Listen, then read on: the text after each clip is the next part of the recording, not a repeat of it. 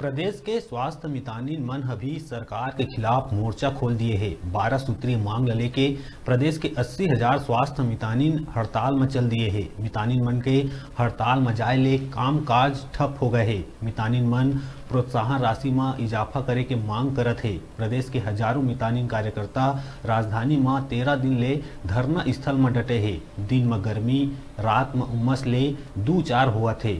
हालांकि धरना स्थल में 2-4 पंखा के इंतजाम भी कर लिए गए हैं। कुछ मितानिन कार्यकर्ता रोड तीर डिवाइडर में सो के रात गुजारत है। मच्छर मन ले बहुत परेशान है। एकर बावजूद मितानिन कार्यकर्ता हड़ताल में डटे है।